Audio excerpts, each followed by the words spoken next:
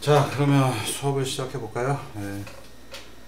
이제 설치를 다 했다면요. 이제 여러분들이 이제 이게 2학년 강의에 나와 있다 보니까 행렬 관련해서 호모지니어스 트랜스폼 이런 것들 쓰는 것도 아직 잘 모르시는 학생이 있고, 그리고 물론 이제 3학년, 4학년들도 듣기는 하는데 3, 4학년 정도 되면 그래도 2학기에는 어지간한 거는 다 알고 있지만 미안하게도 이게 2학년 과목이다 보니까 좀 비슷한 얘기를 좀 반복을 하겠습니다. 그래서 이 부분은 뭐 로봇공학 아시는 분들은 뭐 사실 그냥 패스해도 될 것 같고요. 대신에 이제 뭐 간단하게 여러분들이 이제 C 형태로 구현을 해야 되니까 그 부분만 좀 한 번씩 숙제들을 해보면서 참고하시면 될 것 같습니다.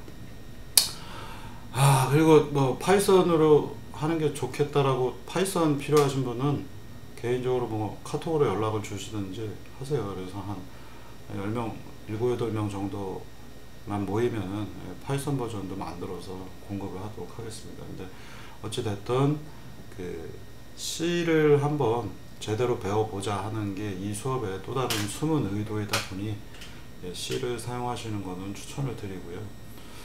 그래픽을 파이썬이나 다른 툴들로 한다는 것 자체가 좀 벌써 어딘가가 나사가 풀린 듯한 얘기이기 때문에 C로 하시는 거를 일단 추천을 드리고요. 강력히 추천드리고, 도저히 난 C로 못하겠다. 사실 좀 핑계일 텐데 개인적으로 별로 좋아하진 않지만 필요하시면은 파이썬으로 거의 그 핵심이 되는 내용 위주로 만들어서 드릴 테니까 그 부분은 미리미리 연락들 주시기 바라겠습니다.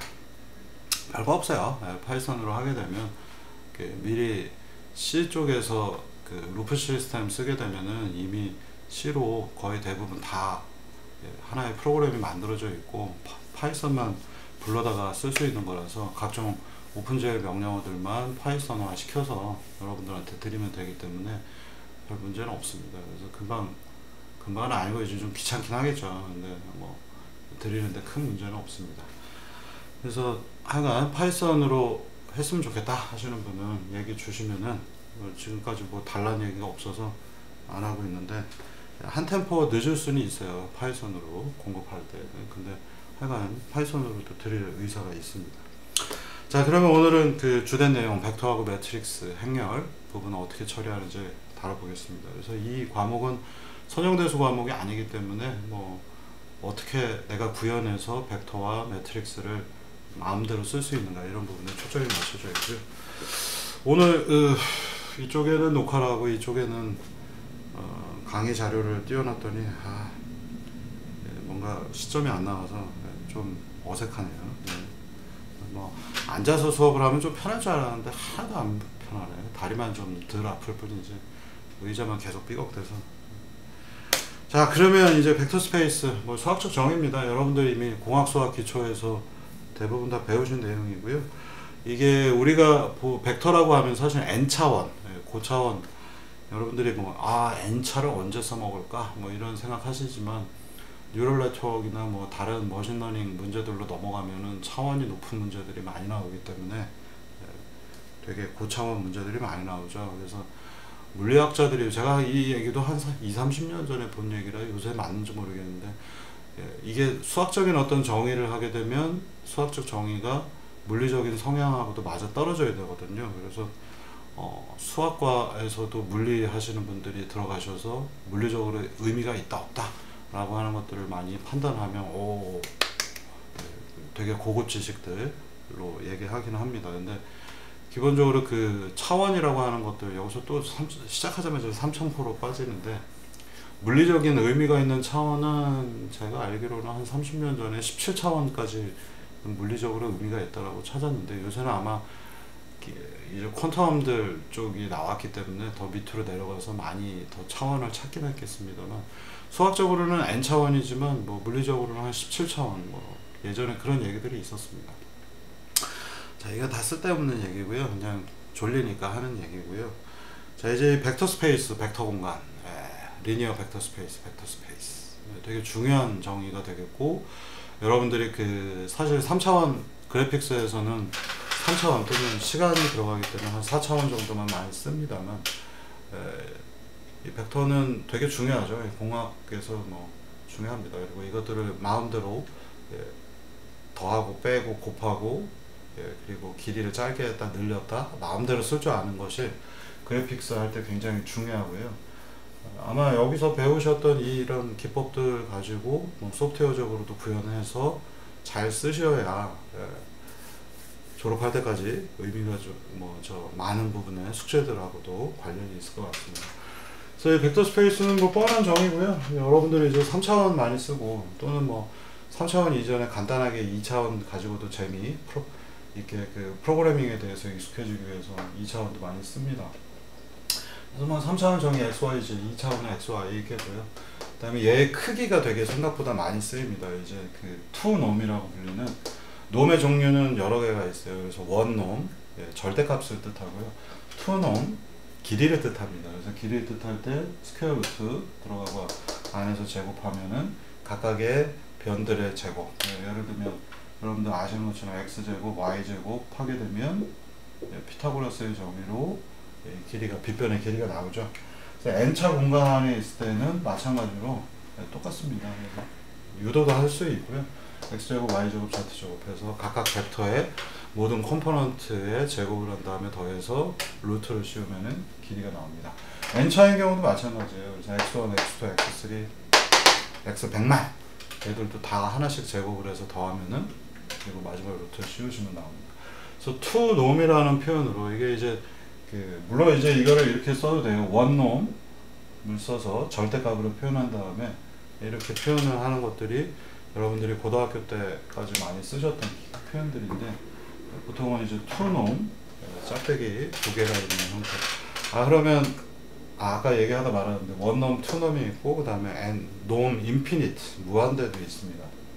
그래서 원래는 이렇게 해놓고서 여기에 제곱 표시를 쓰거나 그게 귀찮으면 두 개 짝대기를 하거나 그러면 무한대는 여기에다 이렇게 표시를 붙여 놓습니다. 그래서 우리가 이제 투놈 여기서 짝대기 두 개인 것들로 이렇게 많이 표현을 할 거고요. 그 다음에 여기 제곱이라고 써놓는 게 맞는데 보통은 이제 귀찮으니까 안 쓰죠. 그래서 투놈 네, 이 상태로 정리하고 끝내겠습니다. 그래서 이 벡터는 각각의 예, 컴포넌트들이 x, y, z가 아주 이 수학적인 거 처음 배울 때 보면은 처음에 나온 얘기 되게 지루하고 뭐 문제 푸는 것도 없기 때문에 그런데 의미가 있어요. 그래서 x, y, z는 서로 독립입니다. 그래서 x, y, z가 서로 이렇게 관계식이 있거나 하는 것들은 이후에 뭔가 다른 게 더 추가가 돼서 함수들이 들어가야 되겠고요. x, y, z는 각각이 독립적인 요소들란 뜻이고 걔들을 여기에 v 벡터, a 벡터가 있으면 각각의 독립적인 컴포넌트들끼리 더하면 됩니다. 그래서 뭐 더하기 간단하죠. 아무 의미도 없고 빼기는 빼면 되겠고요. 각각의 컴포넌트들을. 이 단순한 얘기들이 나중에 이제 여러분들이 지오메트리, 기하학적인 구조들을 만들어서 다각형, 다면체, 폴리히드라, 예, 다면체를 폴리히드라라 부릅니다. 히드라. 네, 침뱉기 생각하시면 안 되고요. 폴리히드라라고 부릅니다. 그리고 마치 데이터. 갑자기 여기 데이터는 왜 나올까요? 이 뒤에가 A로 끝났잖아요. 그리고 얘는 그래서 폴리히드론이 있으면 얘는 데이텀이라는 표현과 같습니다. 그래서 단수 복수를 뜻하는 거고요. 그래서 원래 뭔가가 M으로 끝났는데 거기에다 뒤에다 A자를 붙여가지고 복수로 표현합니다. 그래서 폴리히드라는 다면체들, 폴리히드론은 다면체 이런 뜻이 되겠고요. 이제 뭐 2학년 역학이 좀 생각나시는 분들은 모멘텀이 있었죠. 모멘텀의 복수형은 모멘타가 되겠습니다. 아이씨, 즐거우세요. 이런 얘기를 여기서 하다니. 모멘타 그러면 모멘텀들 뭐 이런 의미가 되겠습니다. 보통 물체가 여러 개 있을 때는 물체들이 여러 개 와서 팍 때리면은 모멘텀이 여러 개니까 모멘타라고 표현을 해야겠죠. 유체 쪽에서 많이 쓰입니다. 편한 얘기고요. 자, 그러면 이제 V하고 A 두 가지가 있으면은 예, 여러분들 아시는 것처럼 V하고 A 두 가지가 예, 수평 이동을 해서 여기에 더해주는 관계가 되겠고요. 이런 아주 간단한 논리들이 여러분들이 이 수식으로 봤을 때는 뭐 어릴 때 저 고등학교 때부터 이렇게 배웠으니까 단순히 이렇게 하는 거지 라고 생각하시는데, 또 그림으로 보게 되면 이게 여러분들이 기하학적인 구조를 많이 만들어서 테스트를 안 해봤기 때문에 보통 그냥 수식이 있으면 수식으로만 하면 되지 하는데, 기하학적인 구조를 토대로 해서 나중에 다면체들, 폴리히드라들을 보게 되면 이런 그림이 되게 직관적으로 이해하시기 편할 때도 있습니다. 그래서 그림도 친절하게 설명을 드린 거고요. 자, 그 다음에는 이제 이 벡터라고 하는 것들이 정의가 됐는데, 얘네들을 이제 움직여 봐야 되겠죠. 그래서 실제 벡터를 움직였을 때 어떤 일이 벌어지는가, 그리고 벡터를 움직이는 방법에는 여러 가지가 있는데, 여기에 절대좌표계가 있어요. 그래서 여기가 원점 좌표계가 하나가 있고, V가 현재 정의되어 있는데, V에다가 A를 더해서 V 자체를 다른 데로 옮길 수도 있죠. 더하면 옮겨지는 건가? 여기 지금 보시면 V에다가 A만큼을 더했더니 V 벡터가 이쪽으로 옮겨졌잖아요. 옮기는 기능을 더하기를 통해서 수행을 할 수가 있습니다. 그 다음에 또 다른 것 중에 하나는 좌표계 전체를 통째로 옮기는 겁니다. 이것도 역시 고등학교 때 여러분들이 많이 보셨던 거고, XY 좌표계 위에 V가 정의가 되어 있는데, 얘를 새로운 좌표계 X', Y'를 정의를 하면 뭔가 요 끝으로 옮길 수도 있겠지만요, X', Y''을 여기다가 만들어 놓으면 요 위에서 벡터가 정의가 되겠죠. 그래서 아까는 여기서부터 이만큼 갔지만 요 좌표계 위에서 벡터를 정의하면 요만큼밖에 안 가는 거죠. 그래서 여러분들이 이 좌표계 변환이라고 하는 것들이 로봇공학 쪽에서는 뭐 동차 행렬 가지고 많이 잘 3학년들 많이 배웠습니다만, 여기 그래픽스에서도 또 똑같은 걸 다룹니다. 그래서 이게 너무 똑같은 내용을 계속하면 재미가 없으니까 그래픽스에서는 조금 다른 면으로 동차 변환을 얘기해 드리고, 또 로봇공학에서는 로봇공학대로 변환에 대해서 얘기해 드립니다. 그래서 지금까지 보면 어려운 게 없어요. V를 XY 공간 안에 정의를 하면 이만한 길이를 가질 것이요, V를 X', Y' 위에다가 요 위에서 빨간 좌표계 위에서 V를 보게 되면 원점이 되겠죠. 그리고 요 위에서 뭔가 또 좌표계를 잡을 수도 있겠고요. 그래서 V가 지금 이만큼의 길이를 가지고 있는데, 요 끝 안에다가 X', Y''을 잡으면 요 위에서 빨간 좌표계 위에서의 요 점 V'은 현재 크기가 0인 원점이 되겠습니다. 뻔한 얘기죠. 어렵지 않은 쉬운 얘기들입니다. 이걸 이제 프로그래밍으로 해야 된다라고 하면 여러분들이 이제 좀 생각을 해봐야 되겠죠. 그래서 숙제로 내드릴 거고요. 이제 좌표계 변환에 대한 얘기를 좀 하겠습니다. 그래서 여러분들이 그 처음 보셨던 것처럼 V 벡터가 있는데 거기에다가 특정한 값을 더해서 얘를 다른 데로 옮긴다라는 이 관점이요. 이게 사실 더 편하고 이해하기가 편하죠. 왜냐하면 그냥 좌표계가 하나만 있는 게 여러분들 머릿속에서도 아주 명쾌하고, 그리고 좌표계가 여러 개 있는 것들을 다뤄본 적이 없기 때문에 이게 훨씬 편하게 느껴질 겁니다. 그리고 뭐 좌표계는 우리가 이제 뒤에서 얘기할 무빙 코디네이트, 움직이는 이동 좌표계들은 뭔가 생각하기가 이제 부족하고, 머릿속에서 이게 이렇게 되든가 저렇게 되든가 몇 번만 이렇게 회전하거나 이리 갔다 저리 갔다 하면은 그게 어디 있는지 놓치기가 쉽죠. 그래서 그런 것들을 수학적으로도 정의해서 이제 다룰 건데요. 머릿속에서 뭔가 좌표계와 벡터들이 있는데 걔들을 움직이고 이게 어느 좌표에 있을까 한 두세 번 했는데 머릿속에서 그림이 잘 안 그려진다 라고 하면, 전문 용어로 제가 이제 농담으로 많이 할 때 이제 램이 딸린다라는 표현을 쓰고요. 그래서 램이 딸리는 거는 램을 증설해 줄 수도 없고 가서 부모님하고 상의를 하셔야 되는 부분이고요. 그래서 램이 딸리시는 분들은 일명 이제 진짜 농담으로는 램이 딸린다고 합니다만, 이제 공간지각력이 좀 부족하신 분들이죠. 근데 이 공간지각력들은 여러분들이 훈련을 하시면은 조금 나아지긴 합니다만, 기본적으로 뭐 원뿔이 있는데 원뿔을 커트하면 뭐가 생기는가, 이런 것들이 머릿속에서 그려지지 않는 분들은 그래픽스를 하기가 참 어렵습니다. 그래서 지금이라도 드랍하시길 권하겠고요. 뒤에서는 뭐 이것들을 갖다가 별짓을 다 하는데, 이게 머릿속에서 그림이 그려져야 돼요. 그래서 머릿속에 마치 우리가 뭐 이런 사물을 딱 보면 디디디디디 하고서 와이어 프레임으로 마치 그 영화에 나오는 것처럼 이렇게 그려지지 않으면은, 여러분들은 많은 사람들이 그려지죠. 그리고 여기 선 보이잖아요. 이렇게 이 뒷면도 어떻게 생겼는지 뚜루루루 나타나고. 여러분들 눈에는 이게 안 보이나요? 그런 게 이제 보이시는 분들, 안 보이시는 분은 수업 듣기가 참 어렵습니다. 그래서 제가 드랍하라고 항상 얘기를 드리는 거고요. 그래서 굳이 그래픽스라고 하는 것들은 나중에 이제 여러분들이 로봇공학 들을 때도 도움이 되겠습니다만, 그리고 로봇 쪽에서는 특히나 앞서서 제가 첫 시간 얘기 드린 것처럼 많은 그 형상이나 얘네들이 공간상에서 어떻게 움직일지, 로봇팔이 움직이는 거 공간상에서 움직이고 있고요. 모바일 로봇이 움직이는 것들, 뭐 드론이 날아다니고 있는 것들, 공간 좌표계를 토대로 해서 우리가 얘들의 행동을 모델링하는 것이기 때문에 이게 안 되시는 분들은 수업 들으셔도 의미가 없고요. 그리고 프로그래밍 하기도 어렵습니다. 일단 머릿속에서 그림이 그려져야 그게 맞는지 틀리는지 판단을 할 텐데, 그래서 램이 딸리시는 분들은 수업 포기하시길 제가 계속해서 얘기하지만 권해드리겠습니다. 자, 그래서 이제 본격적으로 수학적 정의를 토대로 해서 물체로 움직이는 기본적인 얘기를 한번 배워보겠습니다. 그래서 XY 프레임 위에 현재 빨간색 자동차가 있고요. 이 자동차를 움직이면 되겠죠. 이게 하나하나에 이 위에 점들이 정의가 되어 있을 거 아니에요. 많은 점들이 있을 겁니다.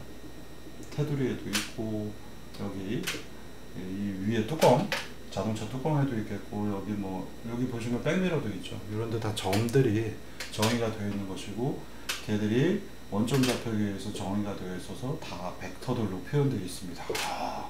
벡터 개수가 한 개도 아니고 무대기로 굉장히 많이 나와 있는 것들 보실 수 있습니다. 자, 그러면 이 각각의 벡터들에다가 뭔가 더하기 A 해주면 어떻게 될까요? 이 녀석이 A의 크기만큼 A를 이쪽 방향으로 더해준다 그러면 여기에 있는 모든 점들이 이쪽으로 이동되어 있겠죠. 이렇게 원점 좌표계 위에서 벡터들에다 뭔가의 고정된 값 하나를 더해주면은 걔네들이 다 이동을 할 거예요. 이렇게 생각을 하셔도 좋고요. 근데 이거는 이제 원점 좌표계를 기반으로 하는 것이고, 회전도 해야 되고, 회전을 하는데 특히나 원점에서 회전을 하는 게 아니라 자동차 위에 정중앙에서 회전을 해야 되기도 하고, 자동차 끝점 바로 이 부분에서 회전을 해야 되기도 합니다. 그래서 회전이라는 걸 여러분들이 생각하시면 이동은 그냥 더하기를 하면 되니까 어디로든 선형 공간 안에서 선형 리니어 벡터 스페이스 위에서 선형 변환을 합니다. 그래서 별 문제가 생기지 않아요. 간단해요. 근데 회전을 할 때에는 반드시 조건이 하나가 더 들어가죠. 어느 축을 중심으로 해서 회전을 할 것인가에 따라서 얘들의 움직임이 달라집니다. 그래서 이 회전을 고려할 때에는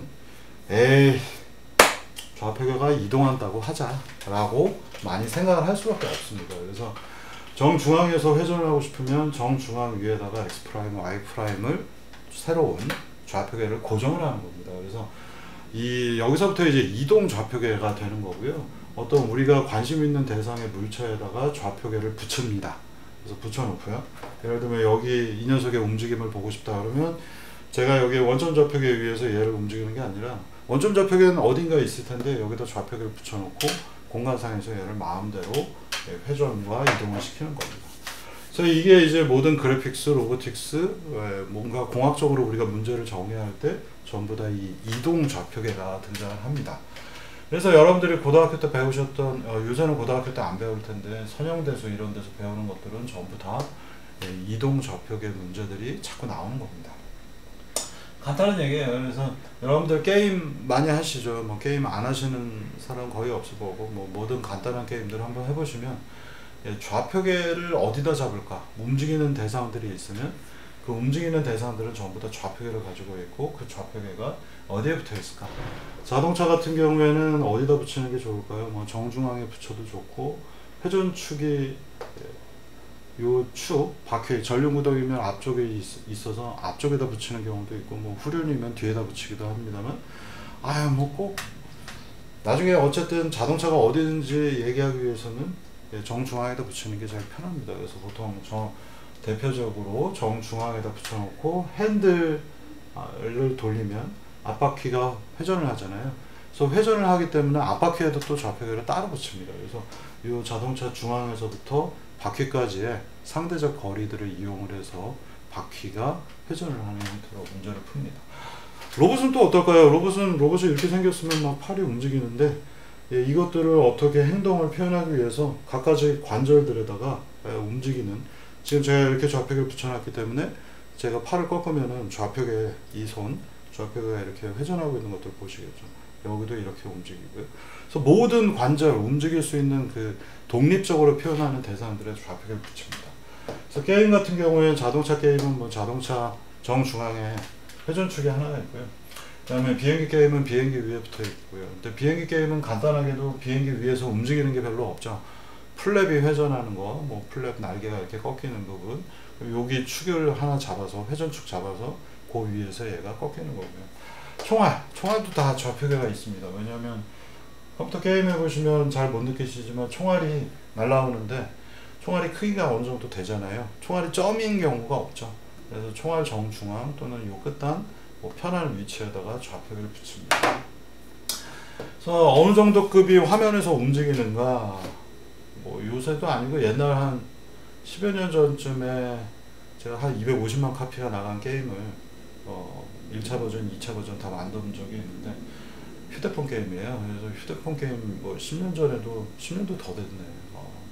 2000년대 초니까 2010년? 9년? 그 당시에도 한 화면에 움직이는 개체의 개수는 총 2500개 정도 됐었습니다. 그래서 모든 뭐 이렇게 팡 하고 터지면 파티클이 튀는 것도 조각 이렇게 부셔져 나가는 것도 전부 다 좌표계들을 갖고 있는 거고요. 그래서 이 좌표계가 엄청나게 많은 시스템이 바로 그래픽이 되겠고요. 그래서 그래픽에서 물 같은 거 표현할 때는 또 많이 하는 파티클 기반 기법으로 갈 때는 여러분들이 배우시는 거하고는 조금 다른데, 뭐 엔비디아 칩셋에 요새 많이 붙어있죠. 물리 엔진 같은 것들. 거기서 보면 물 하나를 표현하기 위해서 전부 다 물에도 물을 동그라미 입자 같은 걸로 표현하고 거기에다가 전부 다 좌표계들을 붙입니다. 그래서 이 좌표계는 아주 그래픽스 쪽에서는 아주 익숙한 대상이 되겠고요. 개수가 너무 많아서 문제인, 너무 많아서 진짜 많습니다. 근데 뭐 로봇공학에서 뭐 팔, 다리 움직이는 거 정도면 뭐 좌표계 한 6, 움직이는 관절마다 따지면 한 6개, 끝단에 7개, 베이스 좌표계 8개, 뭐 6관절 가질 때 그 정도 되고요. 사람 아니라면 휴머노이드 로봇 그러면 한 30몇 개 정도밖에 안 됩니다. 그래서 좌표계가 정말 물밀듯이 많은 것들이 바로 이 그래픽스 영역이 되겠고요. 그래서 여러분들이 뭐 로봇공학이 어려워요. 별로 어렵지 않습니다. 그래서 그래픽이 더 어려운 것 같아요. 자, 그러면 좌표계 계산하는 방법을 좀 얘기해 드릴게요.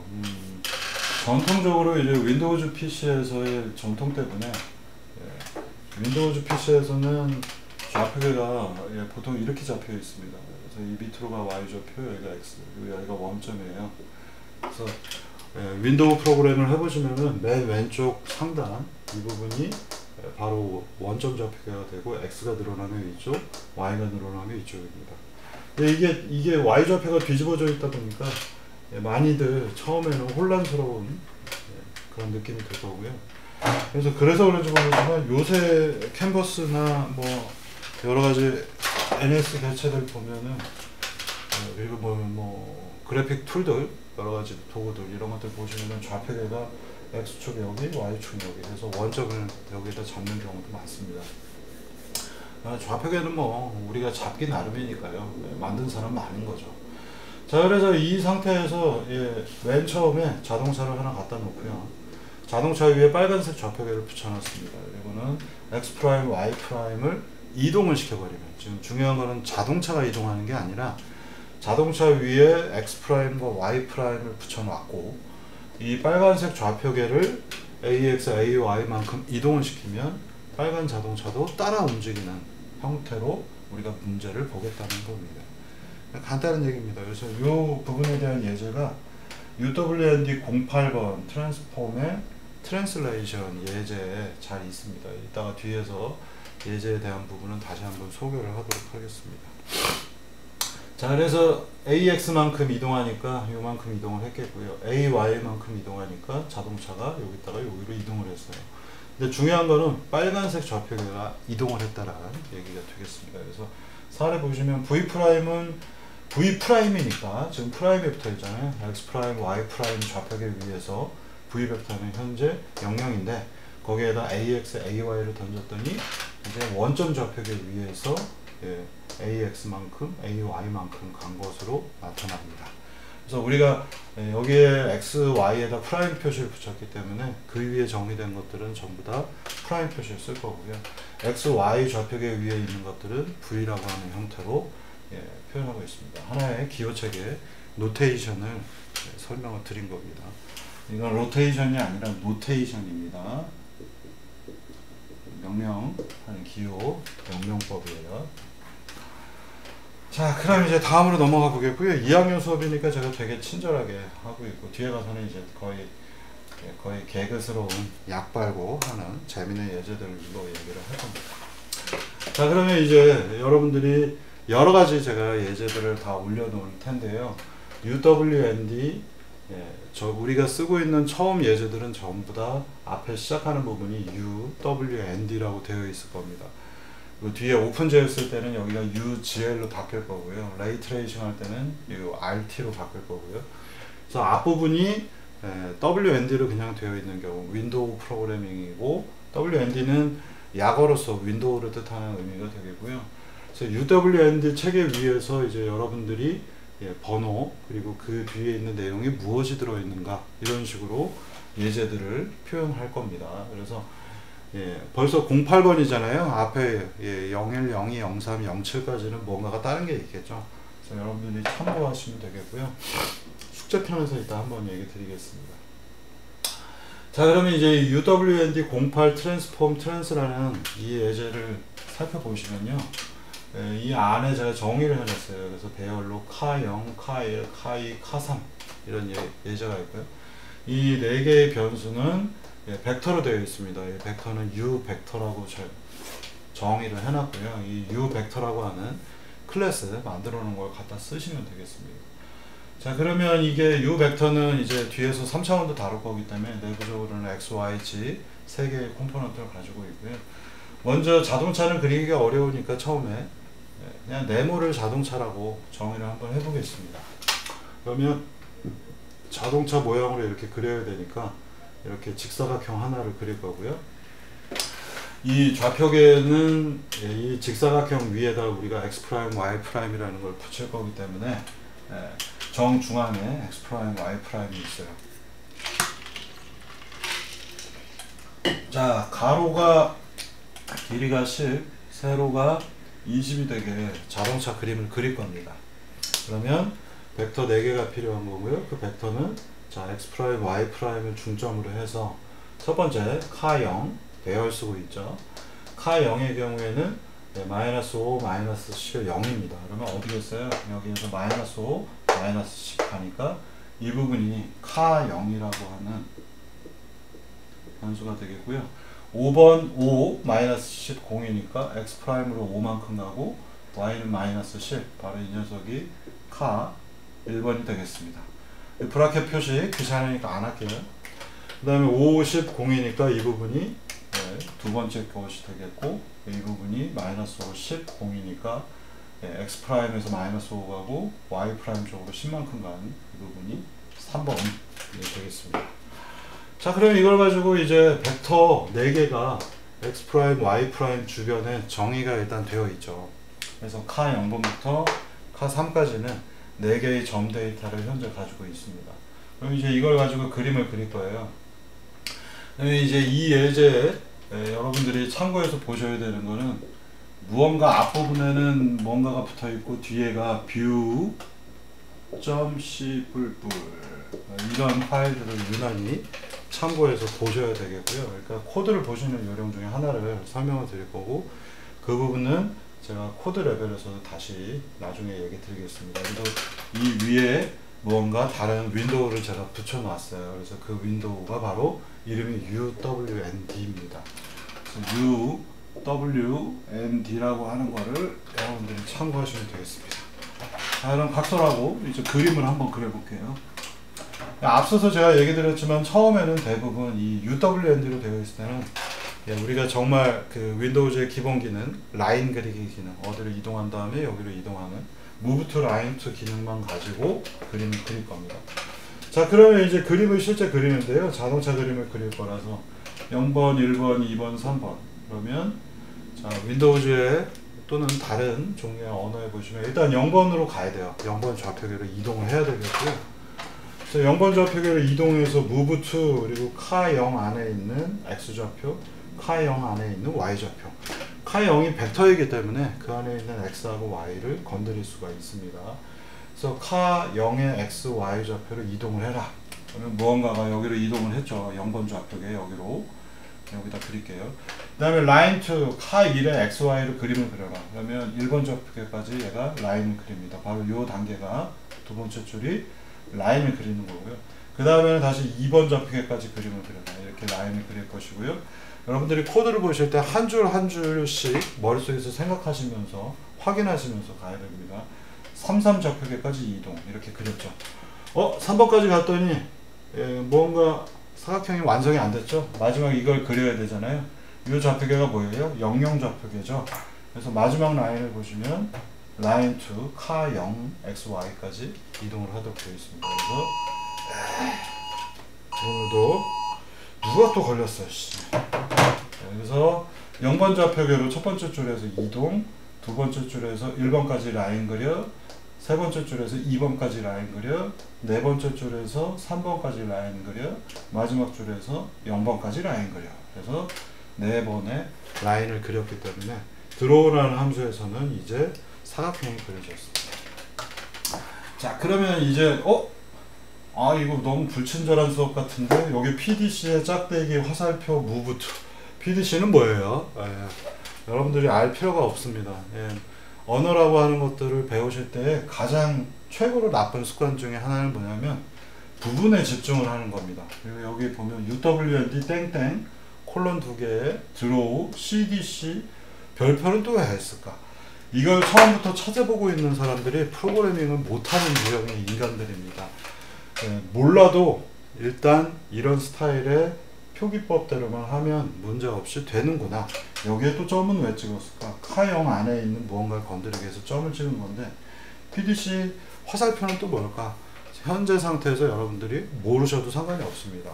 언어를 배울 때 왜 이런 하나하나 세부적인 것들을 여러분들이 모르셔도 되냐면요. 자, 이제 지나가다 보니까 멋진 외국인이 있다고 생각해 보겠습니다. 영어를 쓰는 또는 일본어를 쓰는 중국어를 쓰는 그 외국인을 꼬셔야 돼요. 예를 들면 멋진 남자 또는 예쁜 여자가 있어서 제 마음에 들어서 꼬셔야겠다. 여러분들이 이 분을 꼬실 때 모든 문법과 모든 단어를 알고서 대화를 하지 않죠. 그죠? 일단은 대화를 안 하겠죠. 근데 만약 꼬셔야겠다면 또는 여러분들이 나중에 뭐 취업을 했는데 이 외국인하고 얘기를 해서 내가 물건을 팔아야 된다든가 물건을 사야 된다면 이런 관점에서 문제를 보시라는 겁니다. 그리고 여러분들이 모든 문법 체계와 모든 표기법을 완벽하게 알고 한국말을 쓰지 않죠. 그럼에도 불구하고 적당히 내가 알고 있는 몇 가지만 가지고서 이것들을 표현해서 쓰기 시작을 하면은 쓸 수가 있습니다. 똑같습니다. 그러니까 랭귀지를 배울 때 컴퓨터 랭귀지라고 표현하잖아요. 우리가 실제로 말을 배웠다고 똑같아서 이 사람을 내가 어떻게든 오늘 꼬셔봐야겠다 라고 할 때는 손짓 발짓 포함해서 불확실한 문법적 표현들을 하더라도 의미가 통하면은 괜찮습니다. 의미가 통하면 그 다음 단계로 넘어갈 수 있는 거죠. 그래서 컴퓨터 랭귀지를 배우실 때도 여러분들이 의미가 맞았는지 틀렸는지 그게 각각의 어떤 의미인지 일단은 모르고 시작을 하는 겁니다.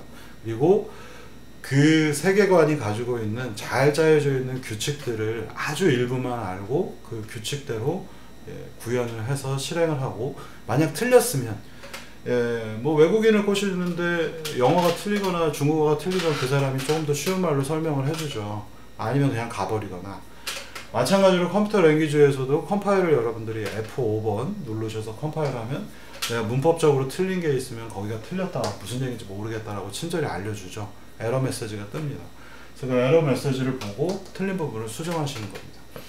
이 과정이에요. 그래서 우리가 외국인과 대화를 할 때에도 마찬가지지만 내가 뭔가의 표현을 했는데 걔가 찰떡같이 알아들으면 좋은데 무슨 얘기인지 모르겠으면 모른다라고 얘기를 하잖아요. 그 과정 계속해서 상호작용 인터랙션을 하면서 내가 틀린 표현들을 수정하는 것들 그런 식으로 대화를 하는 거고요. 컴퓨터하고 할 때도 마찬가지입니다. 내가 틀린 곳이 있으면 틀린 곳에 있다라고 에러 메시지가 뜨기 때문에 그걸 보면서 대화하는 형태로 계속 반복하는 겁니다. 그렇기 때문에 그게 눈치와 눈썰미가 좀 있는 분들은 PDC 짝대기가 뭔지 모르겠지만 여기다 Move to Line 2라고 하는 기능만 써봤더니 그림이 그려지더라, 그런 겁니다. 그래서 이게 여기가 일종의 여러분들의 하나의 키포인트인데, Move to Line 2를 가르쳐줬더니 그게 정확하게 뭔지 모르겠지만 내가 여기다 별도 그리는 사람도 있겠고 여기에 비행기 그리는 사람도 있어요. 그런 사람들이 랭귀지를 잘 쓰게 되고요. 숙제 간신히 해갖고 오시는 분들이 랭귀지를 못 쓰는 사람들입니다. 그래서 되게 중요한 키포인트는 바로 이런 데 있어요. 자, 근데 이제 하나하나 좀 이해를 해보려고 노력을 해야 됩니다. 그래서 우리가 크기가 옆으로 가로 10, 세로 20에 해당하는 건데 실제 그림을 그려봤는데 되게 조그매요. 그리고 얘들을 나중에 바깥으로 옮겨보면 갑자기 크기가 커집니다. 이유는 뭐냐면 처음부터 얘기 드리면은 컴퓨터 좌표계가 이 부분이 00 좌표계인데 마이너스 5, 마이너스 5, 마이너스 10 이렇게 마이너스 쪽으로 X 쪽으로도 마이너스 5만큼 들어갔고요. Y 쪽으로도 마이너스 10만큼 갔기 때문에 이게 좌표계가 어떻게 되어 있다고요? 거꾸로 되어 있다고 그랬죠.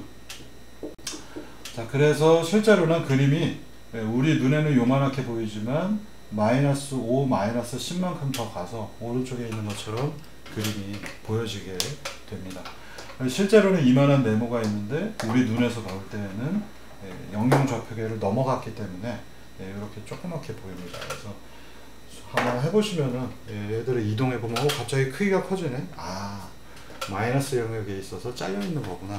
클리핑 되어 있는 경우인데 이렇게 공간을 넘어가는 것들을 커트하는 기능을 클리핑이라고 부릅니다. 그래서 나중에 뒤에 가서 보시면은 프로젝션을 토대로 해서 퍼스펙티브 프로젝션 할 때 클립하는 사례들이 존재하는데 이 부분도 어려우니까 아주 간단한 것만 뒤에서 배울 겁니다. 그래서 실제로는 마이너스 좌표계들이 숨어 있어서 요만하게 보인다 정도 아시면 되겠습니다. 자, 그럼 이제 뭐 각설하고 그림 그릴 줄 아니까 이제 이동시켜 봐야 되겠죠. 그래서 아까 보셨던 카0부터 카3까지가 이렇게 정의가 되어 있는데 이 상태로 내비두면 계속 그림 그리면 여기만 있겠죠. 그러면 이제 x 프라임, y 프라임을 이동을 시켜 볼 겁니다. 그래서 50, 100만큼 x축으로 50, y축으로 100만큼 이동을 시켜 볼 거예요. 이거 좌표계가 뒤집어져 있다는 거 계속해서 까먹지 마시고요. 이게 이제 머릿속에서 그림이 안 그려지면 뭐지? 하고서 계속 혼란스러울 겁니다. 자, 이 카0부터 카3까지는 벡터라고 하는 변수로 선언이 되어 있어요. u 벡터로 표현되어 있고요. 그래서 u 벡터의 t 50, 100이라고 하는 숫자를 대입합니다. Z쪽으로는 더하지 않을 거니까 그냥 0을 넣었고요. 그래서 카0에다가 더하기 t 이동하는 만큼 여기 더하기를 해도 돼요? 벡터에다 벡터를 더하면은 벡터가 나오게 만들 수 있어요? 예, 만들 수 있어요. 그러니까 요새 나오는 거의 모든 랭귀지가 다 이 기능이 들어가 있고요. 오퍼레이터 연산자라고 불립니다. 그래서 여러분들이 궁금하신 분들은 더 C C++ 오퍼레이터 연산자죠, 한국말로. 여러분들 옛날에 수학에서 보시면 뭐 이런 것들 배우시거나 이런 식으로 또는 뭐 이런 기호들이 실제로는 A 곱하기 2 더하기 3 빼기 B다 뭐 이런 식으로 정의하는 문제들, 그리고 뭐 항등원, 요새도 항등원이라 하는지 모르겠는데 그런 거 구하는 것들 중고등학교 때 배우셨을 겁니다. 다 이 컴퓨터 오퍼레이터 기능을 배우기 위해서 그걸 배우신 거고요. 요 더하기 표시, 곱하기 표시, 이런 동그라미 표시들은 오퍼레이터, 즉 연산자라고 부릅니다. 그래서 이 오퍼레이터 기능이 최근 언어들에는 다 지원을 하고 있어요. 심지어 파이썬에도 있더라고요. 그래서 이것들을 가지고 오퍼레이터 기능 숙제로 내드릴 테니까 코드 찾아서 수정을 해서 여러분들이 코드 완성하시면 되겠습니다. 자, 이따가 뒤에서도 제가 코드 가지고 더 잘 얘기를 드릴 거예요. 그래서 카0이 u 벡터이기 때문에 u 벡터와 u 벡터 t 정의되어 있죠. 얘네 두 개를 더하게 되면 카0은 내부적으로 더하기가 됩니다. 그래서 원래의 좌표계 마이너스 5, 마이너스 10 공에다가 50과 100이 더해져 있는 좌표계로 얘가 이동해서 그림이 그려집니다. 이게 이제 여러분들이 이해하셔야 되는 첫 번째 간단한 예제들이 되겠습니다. 자, 그 다음에는 이제 이걸 움직여 봐야 되는데요. 여기서 간단하게 코드 한번 보고 넘어가는 시간이 되도록 하겠습니다. 여기서 잠깐 컷하고 코드 좀 한번 보시겠습니다.